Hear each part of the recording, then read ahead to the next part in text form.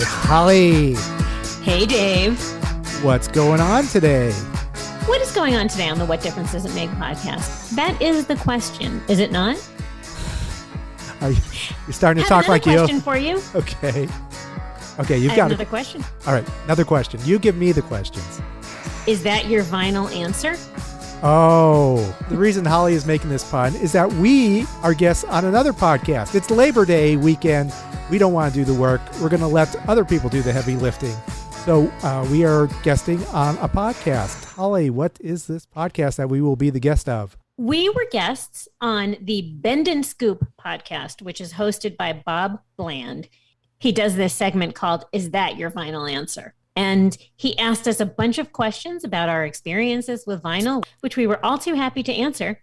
And we had a great time talking about vinyl. We decided, because we're lazy sometimes, like, we don't need to do an episode. Let's just piggyback on top of Bob Bland and his podcast, Bend and Scoop, and answer his questions and make it a What Difference Does It Make podcast episode for your enjoyment. Because, you know, you get to know Dave and Holly a little better, which is good. Do you want to know us? Okay, you're asking that as a question. I would like for our listeners to know us a little better. Well, it was good in that I got to know a little bit about you as well. Some I already knew, in that you can't give a final answer. You have to give many different answers. We are guests on the Bend and Scoop podcast, and we're going to now just segue right into, what is this segment called? This segment is called Is That Your Vinyl Answer? Okay, so we're going to give our vinyl answers, and we'll see you on the other side of this ep. So enjoy. We'll see you on side 2, or the B side.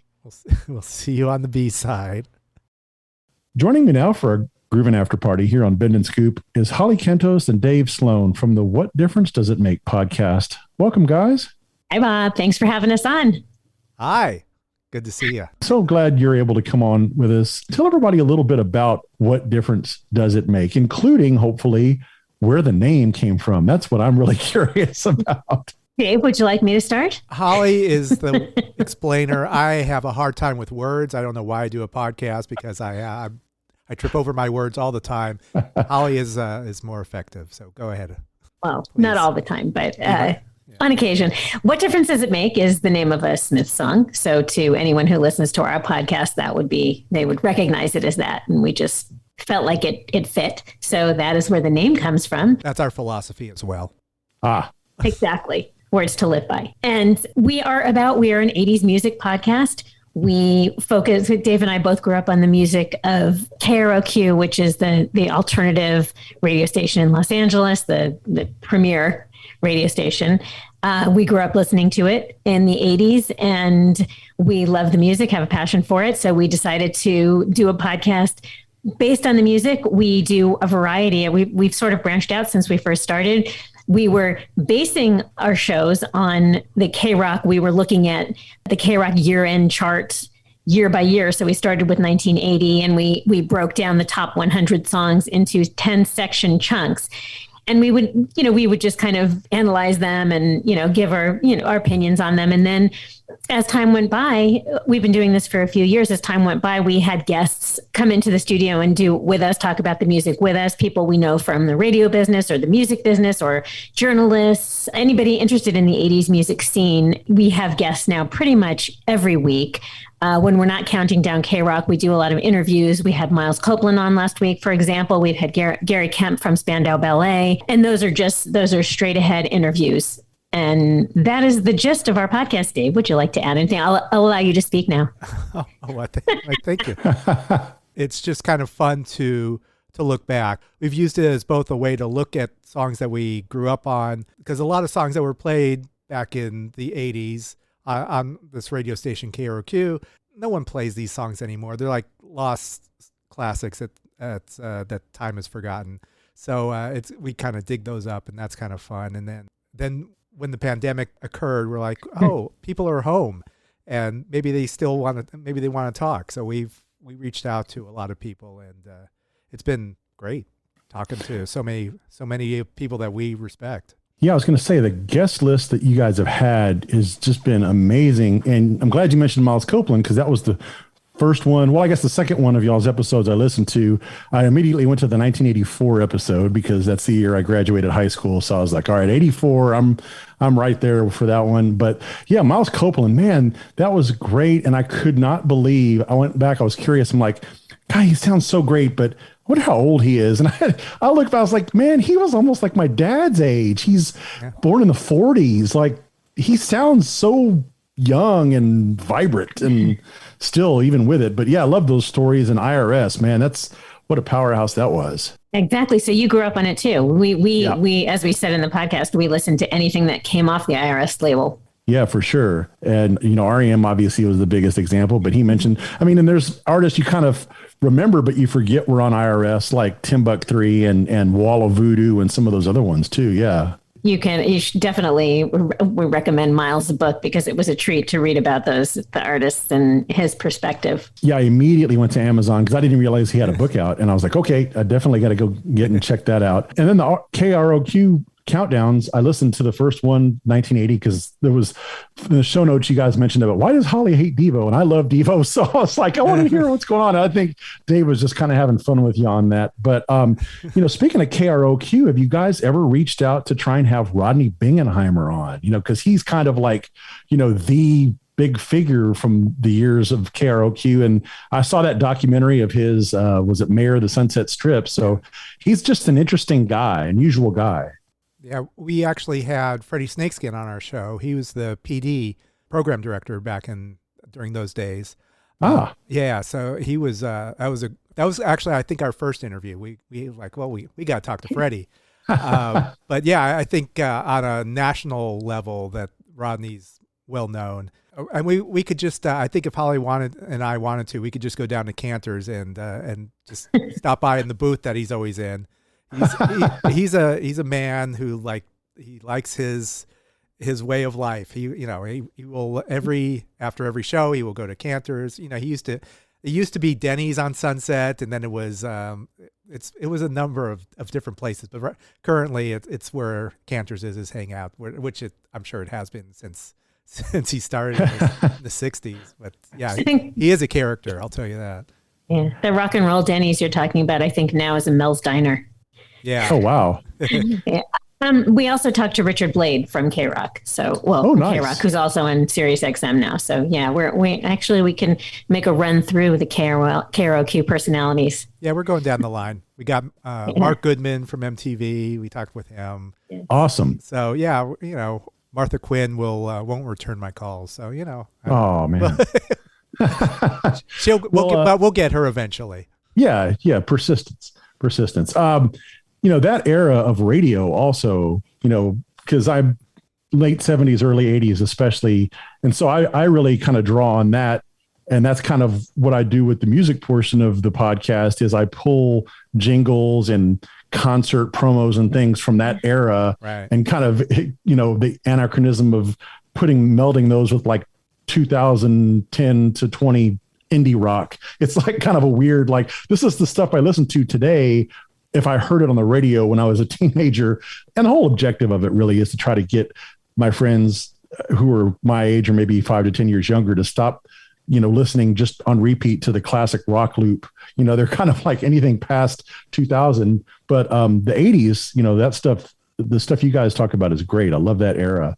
So I'm glad you guys are keeping that fire going. We're trying. And thank you. You're playing some good stuff too. So hopefully you're opening their minds to the whole indie genre. Yeah, and thank you for saying that. I'm really trying to find obscure artists and thank God for Spotify and their algorithms. I'm finding stuff just in drilling down, and the more stuff I add to the playlist, the more random stuff that comes up that I've never heard of before. And it's like bands that you go on their Twitter account and they've got 100 followers. I'm like, yes, that's who I want people to hear, these bands. So for sure. All right. So let's learn a little bit more about each of your own personal musical journeys. And we're going to play around with something we like to call, is that your vinyl answer? And we'll start off, Holly, let's start with you first. What do you remember being the first record you ever bought with your own money back when you were a kid? It's funny you should ask. Well, sort of funny. Dave and I, we also like to ask our guests this question because it's always fun to hear. I've said this one a couple of times, possibly on our podcast, and I can't remember. I remember this as being the first album I ever chose by myself, but I have a hard time believing that I bought it because I was only 7 years old, and it was Donny Osmond Superstar. Ah, nice. But the albums that I remember really buying with my own money in the late 70s were more classic rock, like Boston and Queen, those kinds of things. Yeah, for sure. What about you, Dave? I actually remember going down to Licorice Pizza. I don't know if you're familiar with Licorice Pizza. It was a record store. I'm sure they were just in Southern California, Holly. Do you know if they were anywhere else? I only knew of one or two in Southern California. Anyway, yeah. So we had this Licorice Pizza. They did these radio spots. It was this woman named Leslie that always talked about what was on sale at the time. And, we were just kids like, Leslie, she's cute, right? She's got to be cute, right? Listen to her. She's got to be like, this is, we're in there 12, 13 years old.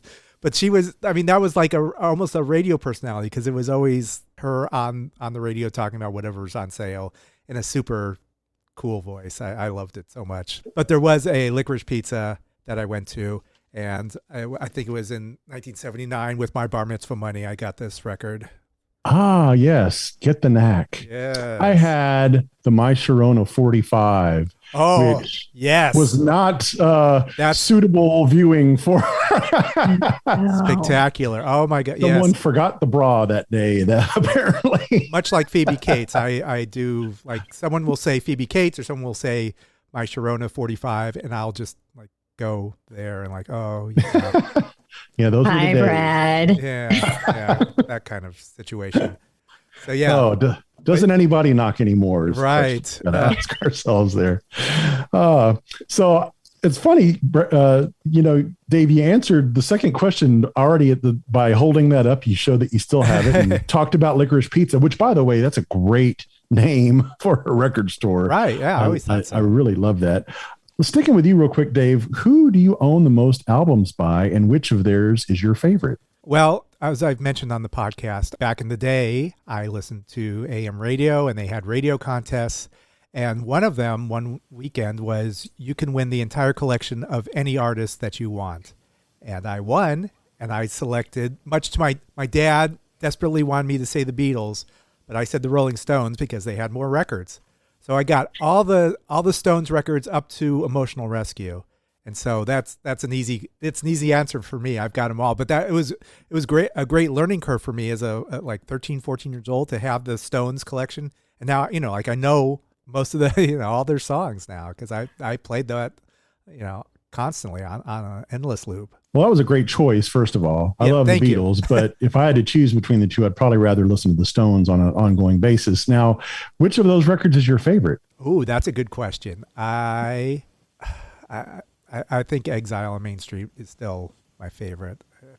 That's a really good choice. It's down and dirty. I don't know. Even as a kid, I was like, this sounds forbidden, and like I shouldn't be listening to this, or there's more going on than I can comprehend. And still, even to this day, same thing. Like, wow, you like look at documentaries on Exile. Like, yeah, those were some dark times for the Stones. And and yet they put out this brilliant record. It's crazy.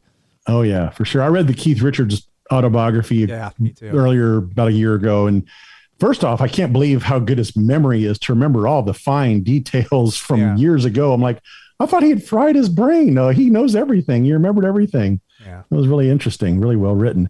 Holly, how about you? Well, who do you own the most albums by? As Dave knows, I can't answer a question with just one artist. I can't give you one answer to anything. I would say, and I didn't go back and count, U2 and The Cure. Okay. And do you have a favorite album by each? You want me to pare it down to one again? So are you going to give two for each? Yeah, she does. Well, I'll tell.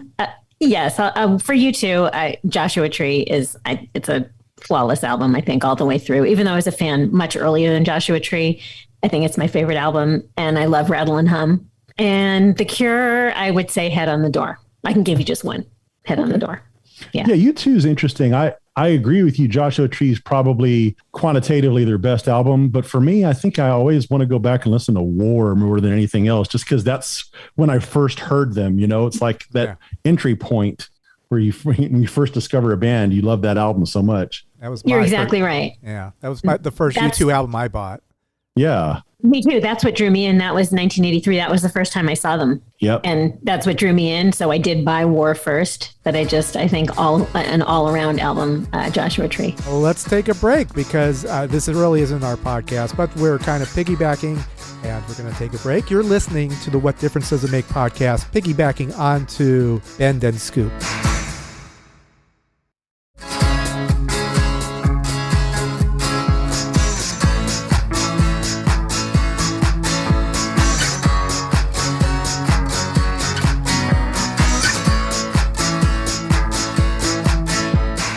Welcome back to the What Difference Does It Make podcast. We're about to give more vinyl answers. Holly, is there a specific album by any artist that you've purchased more times than any other over the years?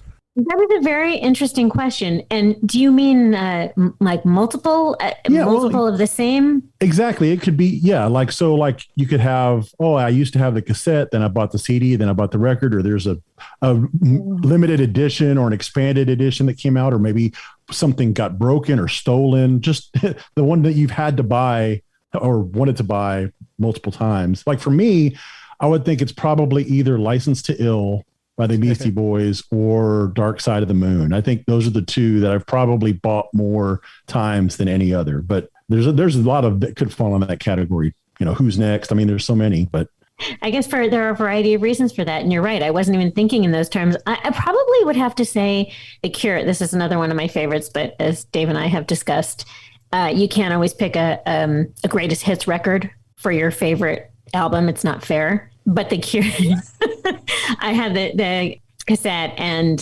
the album and probably CD of The Cure, Standing on the Beach or Staring at the Sea, however you want to. It's both, has both names. I probably bought that in each format. Okay. Dave, how about you? I guess it goes to REM because I bought the albums and then they, CDs come out and they have the expanded. I was fortunate in that I worked in radio for a little bit, so I got a lot of these expanded sent to me. And so I held on, those are things that I held on to. I treasure all of them. Although, I still, do you like B-sides or like instrumentals or things that aren't fully formed on your expanded list? Do you listen to those? I do. I always give them a one listen initially. Right. What I've gotten to at this point is on my iPhone, I have like this mega playlist where basically every album I have, just the songs that I like from that album are on my phone. So the phone is just no filler. It's like, so whenever a new edition like that comes out, I'm like, okay, I'll listen to these additional tracks and additional discs that have all this extra live tracks or studio outtakes. And every now and then there'll be something that's like, I like that version actually better than the album version or whatever. And I'll put it on there. But most of it's pretty sparse. It's not the hit rate. The success rate on those is kind of low. Yeah. It's rare. It's like the Beatles anthology. Do you ever go back to those albums, anthology 1, 2, and 3? Like, I need to hear those records instead of Revolver. Not so much. Yeah. Not right. So much. Yeah. And that's another reason why having those songs just kind of randomly all on that iPhone, they'll just kind of pop up when I'm driving in the car on shuffle. It's like, I would never go back and pull that particular record out maybe, but the song comes up and it's like, it's nice to hear that every now and then, Sure. That's a really good idea. It took a really good time. It took a long time. Because we're talking like over 10,000 songs. So yeah, it was like a multi-year project and it's kind of still ongoing, but at least now I'm screening in advance. Like a new record comes out, I'm like, okay, I'm listening to it, but I'm also identifying what songs to put on the phone. So does that mean you're not listening to it just for pure pleasure, that you're analyzing it as your... That's a great point. And I keep having to remind myself, I need to have time that I'm listening to music just for the enjoyment, because there is so much between the podcast and that it just almost like a screening and a work exercise, homework or something more than it is just in listening to enjoy it. So there's various times, like sometimes if I'm just driving in the car and I just have the phone on shuffle, then yeah, that's pure enjoyment. But a lot of other times there's definitely screening going on. Yeah. Always working. Yes. Always working. Always working. Holly, who do you know that has the biggest vinyl collection, and what size is yours? Oh, That's a little personal. We're getting a little personal, aren't we? What's going on? Size doesn't matter, right? Yeah, size does not matter. That's what I well, that's a good thing, because my vinyl collection is not very big anymore, because back in the day when records became not a thing anymore, we sold most of ours, my husband and I. So, I did the same thing when CDs came out. Got rid of them all. Never should have. I feel okay. That makes me feel a little bit better. So my collection is pretty minimal. I have a friend who I met in the radio business. He was a radio producer. He's done a million other things, but his name is Scott Payton. And I think he has, a full room at least of vinyl, probably more. If he ever hears this, he'll probably, kill me for saying it was only one room. Now, I'm guessing Dave probably has a pretty sizable collection, having been in radio and in the industry, probably with all the promotional items and stuff you've been able to get. Yes. Yeah, it's a good size. But the guy we had on our podcast, Mike Marone, you might know him from The Loft with Sirius XM. He was the program director there. He's actually selling all his vinyl now if you want to buy stuff, but you can go on Discogs and find it. But his collection is just insane. So you ever want to get inspired? And now, how many would you estimate do you have, Dave? Oh, it's not huge for vinyl. It's a few hundred. Yeah, probably. Yeah, let's just say a few hundred. We'll keep it at that. All right, Dave. Sticking with you, what would you say is your favorite mom and pop record store? I know we mentioned Licorice Pizza earlier. Is there any currently going that you enjoy popping in on? Licorice Pizza is long gone. There's in Sherman Oaks, where I live down the valley, there's Freak Beat Records that I love going to. It's small, and during this pandemic, they would only allow 3 people in at once, so there was always a line to get in if you wanted to. And they have big sales. Occasionally, they have their once or twice a year, they have a sale on vinyl where their dollar selection is down to a quarter. So I always like going to the and kind of breezing through that. A lot of it is maybe not worth a quarter. Sometimes I will even hold this up and going, do I want this? Like, oh, it's a quarter, and it's in my hand already. So that really takes me back, because when I was a kid, my dad would go to the record store, and this is like early 70s, and he wouldn't, being so young, he wouldn't want me to, wouldn't spend like money for a brand new record. I'd gotten a turntable. So he's like, okay, you can get something from the used section, and the used records were all a quarter. So I loaded up on the Grand Funk back catalog. That was like my first big quarter binge purchase. So good investment. Yeah. At the time it was great. I loved it. Yeah. Holly, is there a record store you enjoy frequenting or remember fondly? Yes, I remember quite a few fondly, and Dave is going to have to jog my memory. When I was a kid, I shopped at also Licorice Pizza, Moby Disc. We had a great store called Moby Disc, and then the Warehouse and Music Plus were our chains. But there was also a Ticketmaster in the Warehouse, or I think it might have been in Music Plus. So a lot of time was spent there. My local stores now, Record Trader, Time Warp, those are the ones near me. I don't go in often anymore, but the Record Collector.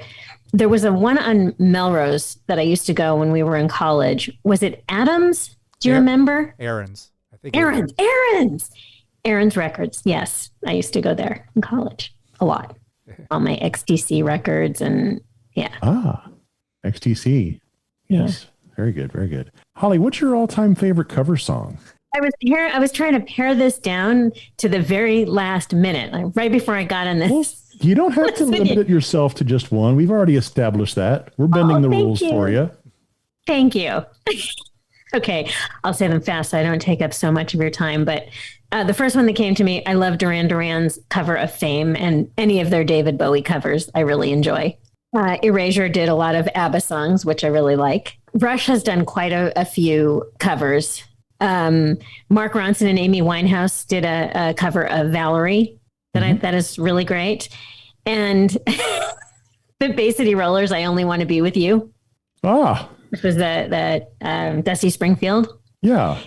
And last, What's So Funny About Peace, Love, and Understanding, Elvis Costello, which was a Nick Lowe song. Exactly. And for years, I didn't even know it was a cover until after it had been Same out here. For a while. Yeah. No Tainted Love. Dave, what about? Yeah.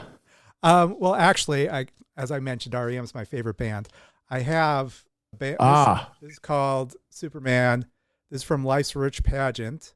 Great song. By REM. But, well, there's a cover song. I didn't realize it was a cover song at the time, which is always fun. This was by a band called The Click from Dallas, I believe, or Houston, I think, Houston, Texas. So I still have this. However, I opened it up because, it's like 30 years old. You can't tell, but it is warped. It's just, it is just not. There it is. Oh, my gosh. Wow. Yeah, I don't know. It survived a lot, but it did not survive like being in my garage for a bit. I will never throw that away, but it still brings me great joy. That's a great pick because that is a really good song. And I also, for a long, long time, didn't know it was a cover either, especially, an obscure artist like that. You didn't, at least with Nick Lowe, people heard of Nick Lowe, but The Click. Yeah, right. And also, it was almost like a hidden song, too. I remember on Life's Rich Pageant, like the album was over, and then maybe like 5 to 10 seconds of silence, and then all of a sudden this other song came on. It was kind of before CDs had hidden tracks. REM hit a track, almost. I was going to say they kind of were forerunners of that trend because in the 90s, the hidden track was all the rage. Yeah.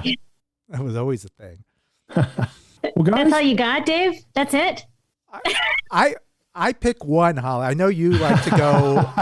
You can't just pick one. So, yeah. Okay, sorry. I blanked on the Rush songs, but it's Heart Full of Soul, and The Seeker is actually really, really good. Oh, wow. Rush did a cover album. Yeah. So definitely worth checking out. So, okay. Yeah. Sorry for all the covers.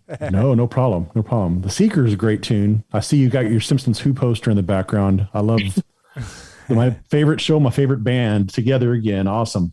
I do have. Dave, you were like brothers separated at birth. I think so, pretty much. I mean, I even have a sticker on the side of my car where it's basically the Who from The Simpsons, but Homer's in the air with the mop on his head doing the windmill guitar. It's great. Guys, thanks so much for being on. What social media contact do you want to share as far as each of you and the show, Twitter, Instagram, all that stuff, Facebook? Dave? No, this is Holly's department.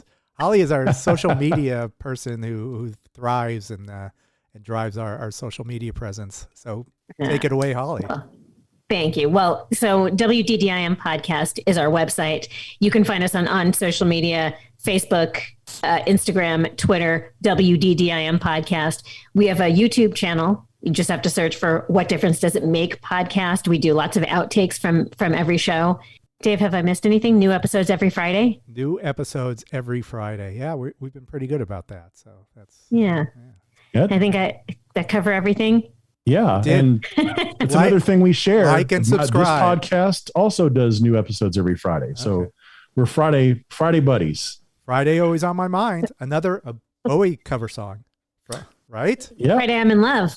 Yeah. Friday I'm in Love. We can Back to the Cure. It all goes back to the Cure. You're an Arrested Development fan. You must be, right? Yes. Okay, because I saw you had Bob's blog, and I'm like, okay, this guy better know that this Arrested Development reference. Bob Law's Law blog. Yes. Say it. Yeah. Bob's Law blog. Blah blah blah. Well, there is always money on the banana stand. So. That's right. I've made a huge mistake. I've said that to myself more than once since I started this podcast. Yeah. Just when I'm editing, especially. Yeah. I've made a huge mistake. I get that.